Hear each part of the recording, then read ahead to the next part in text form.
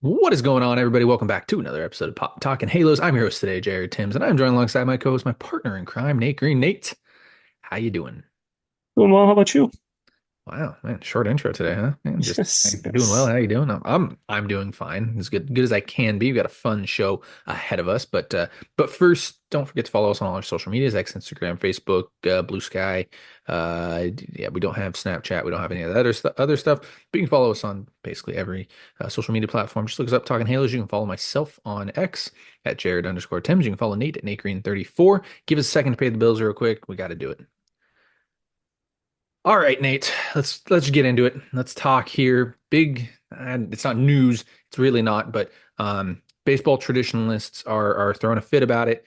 I understand. I get it. I really do, and I do want to talk about it because everybody's talking about it, and that would be the golden at bat. That all that fun stuff. And if you live under a rock, Rob Manfred during the owners meeting, I believe, GM's meeting, one of those two things, whatever Owners. owners meeting.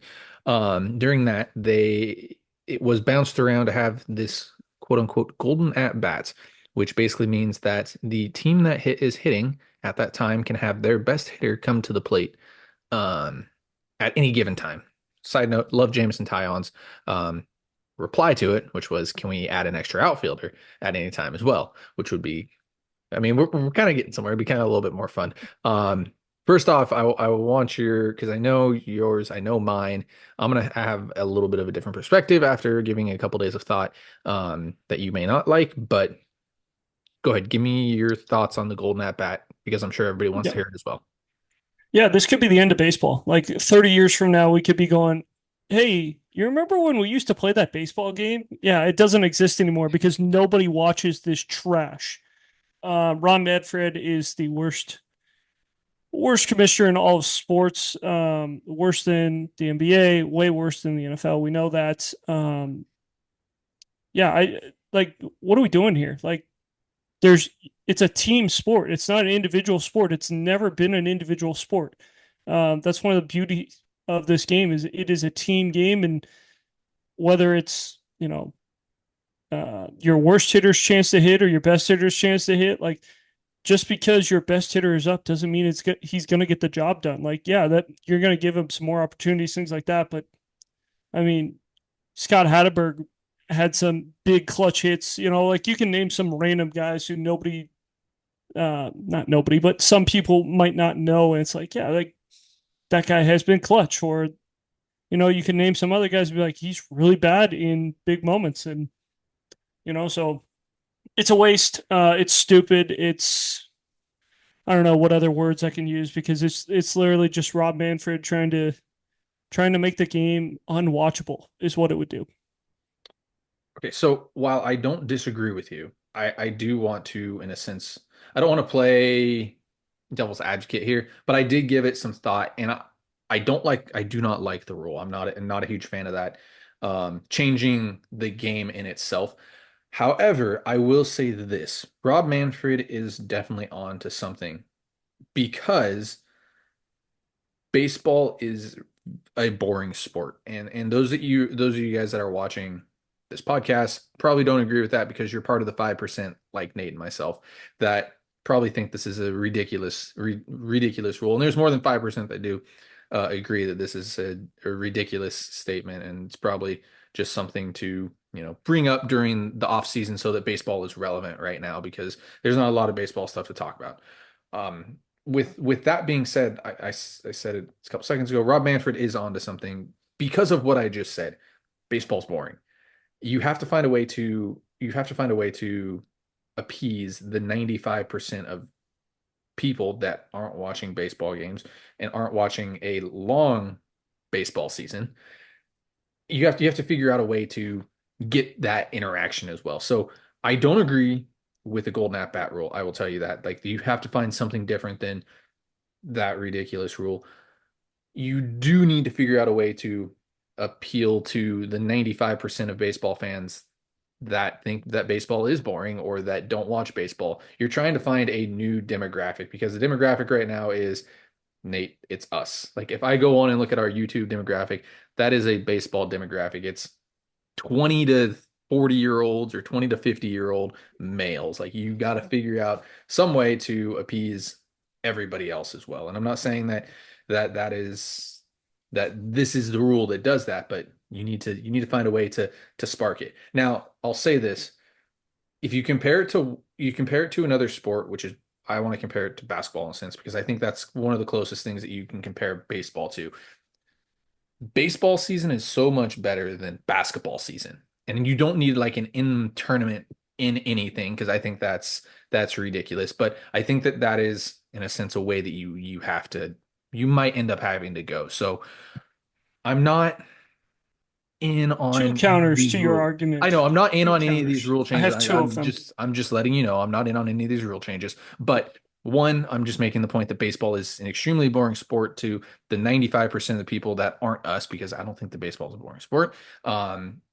And you need to find a way to get to that other 95% of people. So I don't agree with this rule. I don't agree with bringing something like this up because I do agree that it ruins baseball, but you do need to push the envelope when it comes to baseball in a sense to try to make it a little bit more fun, whether that is the home run derby, the all-star game, something to broaden the horizons of baseball beyond the 20 to 50-year-old male. And you can go ahead So and make your two, argument. That's fine. yeah, two counters to your terrible, terrible statement. I don't agree with it. First I'm of the all, 5%. I agree. I'm going to agree with you all the time on this because I love baseball. I'm just saying you have to find a way. The business side of me comes out. Like everybody dislikes Artie Moreno.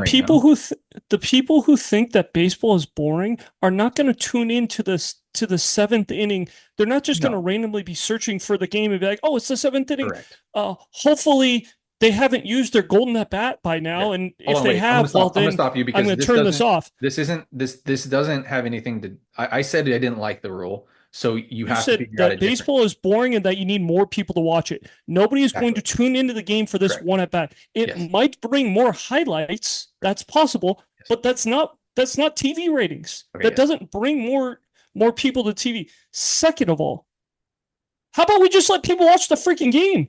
Correct. It's blacked out in every freaking state in the country.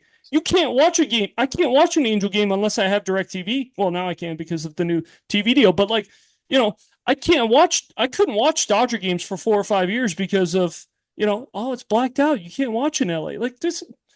How about we just let people watch the game? Because then we might actually get Mhm. more people to watch games. Correct. And I that is know the that's a argument. crazy, crazy argument, but No, like, just make the game watchable. no, Like, that is allow the people who argument that live I in would make. Idaho to watch.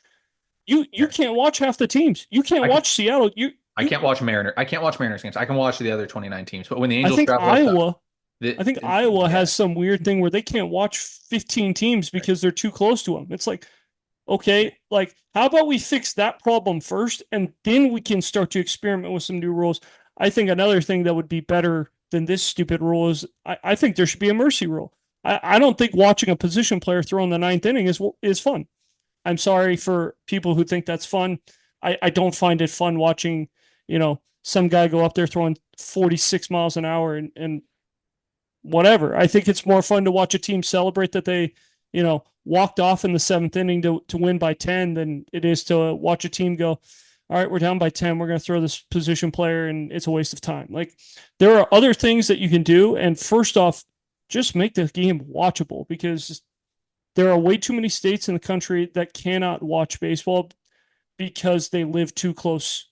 And like, what's the point of getting MLB at bat and buying these things where it's like, oh, hey, I can watch this. Oh, wait, I can't watch this game. I'm too close to San Diego or I'm too close to this. And now you're missing out on some of the really good players in baseball because if you live in Iowa and you can't watch half the teams, you can only watch so many teams. It's like, well, now I'm not getting to see a Cody Bellinger at bat. I'm not getting to see fill in the blank with whoever you want with who you think would be a guy in that area that would make sense. Like maybe you don't get to see an Aaron Judge at bat. Maybe you don't get to see a Juan Soto at bat because of where they're at or a Bryce Harper.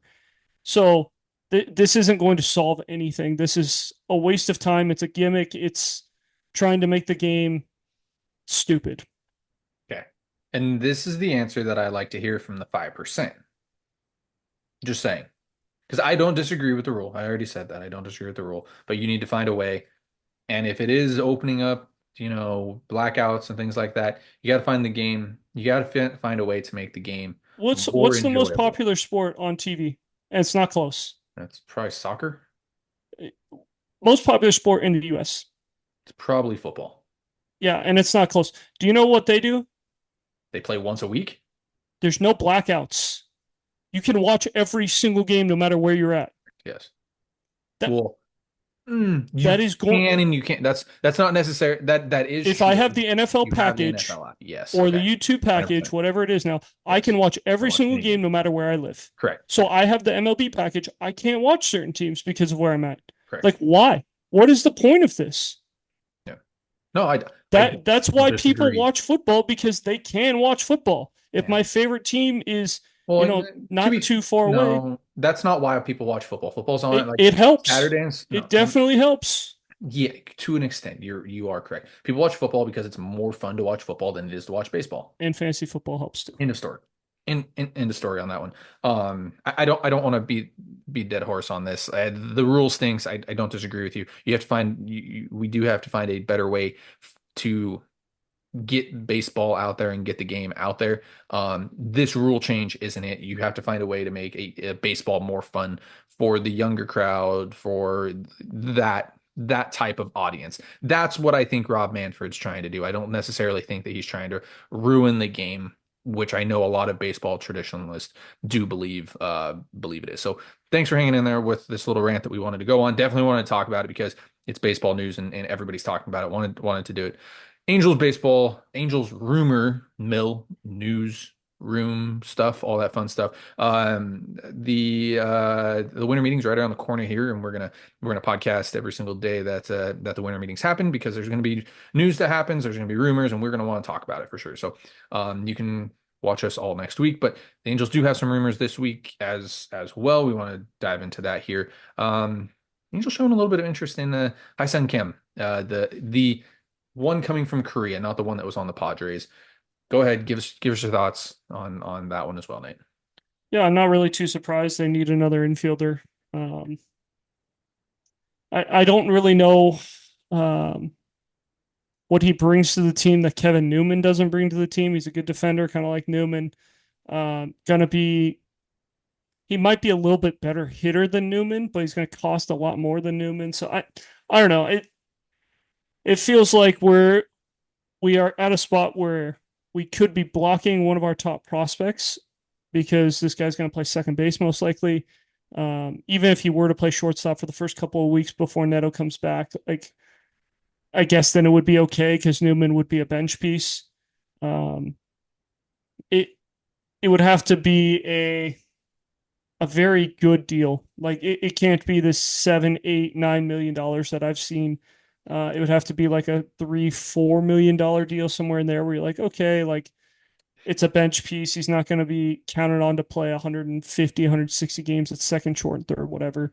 Um, and I don't think he's the answer. I think it's funny that would be the second guy that doesn't fit what Perry has said. Perry came out and was like, "Hey, I want more power to the offense." Okay, well, we signed Kevin Newman and we signed Kim from Korea. Both of them are going to hit 6 home runs.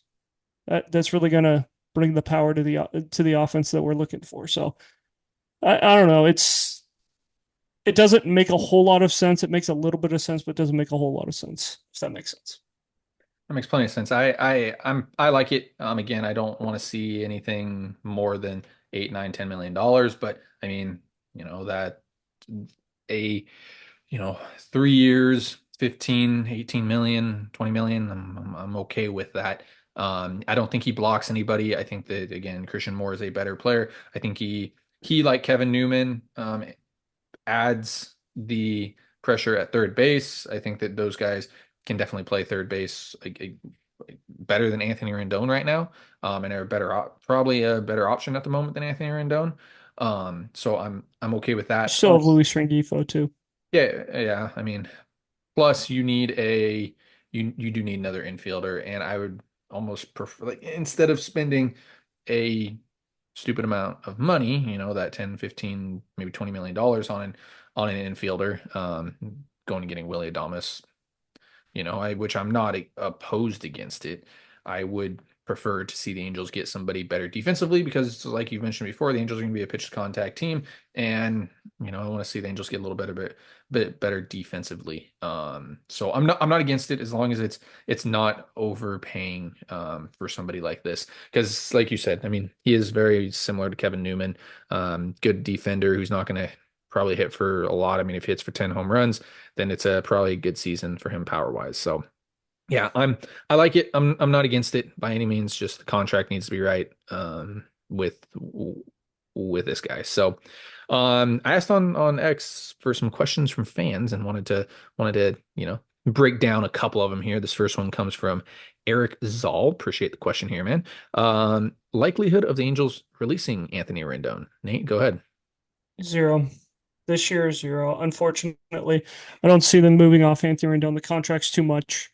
Um, they have moved off guys, but it's typically on the last year of their deal. So like if it's, this time next year, I would say yes, he's going to get let go. I actually could see like the Jason Hayward treatment for him where at the end of the season, the Angels kind of let him know like, hey, we're releasing you and there's no chance of you coming back.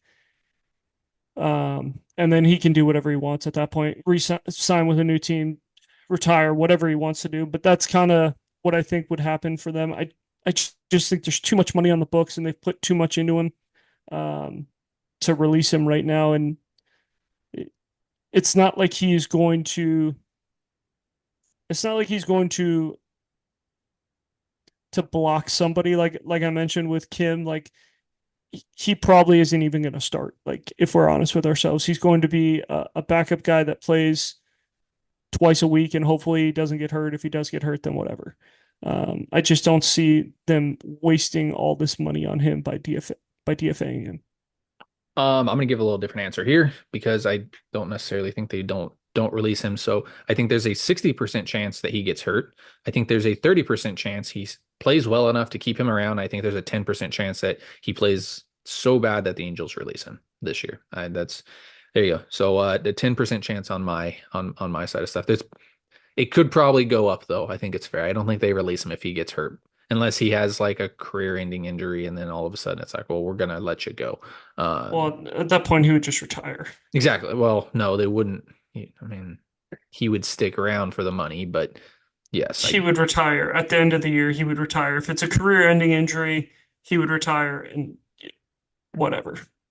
well, possibly. So, I'm giving 10% chance that they release him, that he plays so bad that they release him, just because it's probably a 60% chance that he gets hurt and doesn't play more than 60 games. So that's where I'm at with that. So great question. We really appreciate it, Eric. Next question comes from our pal.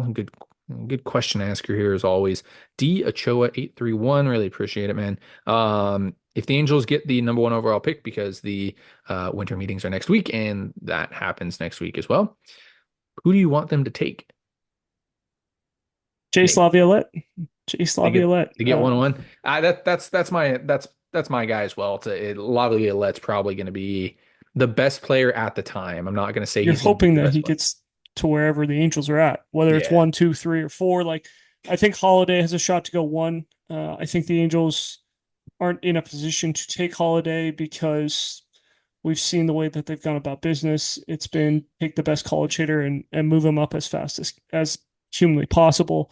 Um, and also they haven't had a great track record of developing high school kids, so I think it's safer for them to take a college kid because it's pretty easy to just move him up. Um, but yeah, Jace Laviolette has a shot to be an absolute superstar. Can play center field. Um, might not be 100% of a center fielder at the major league level, but he he probably could play like Mike Trout has the last couple of years, where it's like he might be listed as a below average defender, but he has a shot to be a Golden Spikes Award winner at college this year. He has a shot to be the best hitter in college baseball, and it won't be close. Like that's how much talent he has. He could go like 25, 30 bombs. Like he is ridiculous. Yeah, I mean, you hit on the nose there. If the Angels go get 1-1, I think that Laviolette definitely makes the most sense. Definitely makes the most sense. There are other guys there for sure. But Laviolette is the favorite for sure. I don't think I think he's the best player right now. I don't know if he's going to end up being better than a guy like Ethan Holiday or, you know, Xavier Naez up here in the Northwest, but I do think that he is the best player right now, and that's kind of what you have to do with the number one overall pick. If you Angels do get it, is you have to make sure that that guy hits. Like you got to make sure not just hits on the field, but you have to make sure you hit with that guy.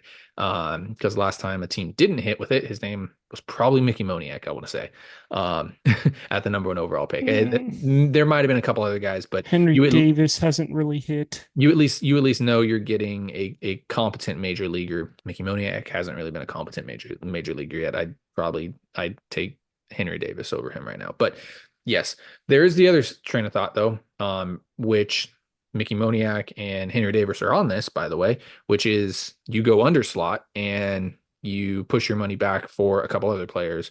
So Angels could do that. There's always a discussion with money when it becomes the first couple of picks. It happens every single year. So if the Angels do end up with a top three pick, we could definitely start seeing and hearing about that. Around draft time, and again, we'll have all that coverage too about, hey, maybe the Angels do take this guy, Colin Summerhill, I think, out of U of A. Maybe they take, maybe that's not Colin, it's Brennan Summerhill because Colin's on the Mhm. Angels right now. So maybe they take the U of A kid who's for sure that's a center fielder, and they give him a little less money and they go spend it, in the second, third, fourth round on guys. So there will always be that. At the moment, if the Angels go get 1-1, I want Laviolette as well. 100%. I'm in on that one there. So great question. Great question. Last question here for us before we let everybody go. This one comes from Joseph Dominguez. If we stand pat in the outfield, is Ward our center fielder? He also I said, would say I no. don't see Mickey Moniak as the center fielder. Yeah, which unfortunately, I think you're looking at Joe Adele, Mickey Moniak combo in center field. Like, I just don't see Taylor Ward being a guy who could play center field at a high enough level for the Angels right now. I think Moniak for sure can play center field at a high enough level that will help the team defensively. Um, Adele, we saw him take that next step defensively last year. Maybe he can turn that into center field and be a really good center fielder. I just when you have so many guys that are going to pitch to contact, and we'll bring this up for forever. I mean, Tyler Anderson's a pitch to contact guy. Kyle Hendricks is a pitch to contact guy. Soriano's a pitch to contact guy. Kikuchi and Detmers are punch out guys, and we don't even know if Detmers makes this roster. It could be Kahanowitz, it could be other pieces, but depending on who it is, like that could be another pitch to contact guy, and you're going to need a really really good defense, which I think the Angels are going to struggle with right now. Rengifo's a below average third baseman. Neto was average at shortstop, but maybe he can take that next step.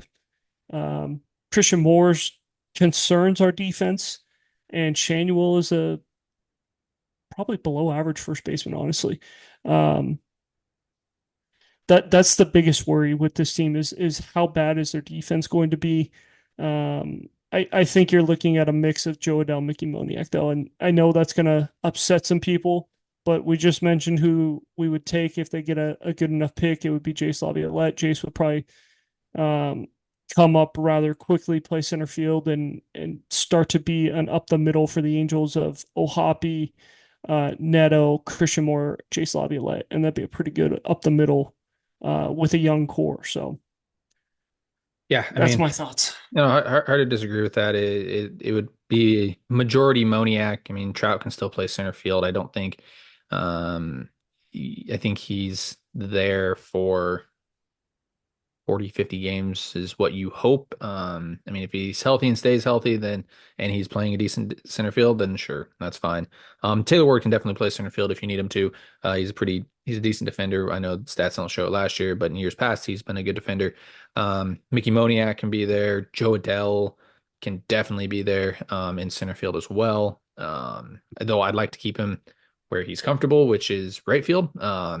So I would prefer to see Joe Adele out there in right. But yeah, I think right now it's a mixture of all of the guys. I think that, you write the lineup out how you want hitting wise, and then you say, hey, I want Trout in center field this day. Hey, I want Moniak in center field this day. Hey, I want Ward. Hey, I want Renifo in center field. I think that, I mean, you have five guys that can play center field. And I mean, don't I wouldn't say cross off Christian Moore maybe playing an outfield spot too. I don't know if that's been scratched off. I don't think that he plays anywhere in the infield besides second base, but I could definitely see him in a corner outfield spot. That's for sure as well. So yeah, we'll wait and see. I would assume here we'll talk about it tomorrow because we want to do a little bit of a dive into winter meetings and what we expect the Angels to do here.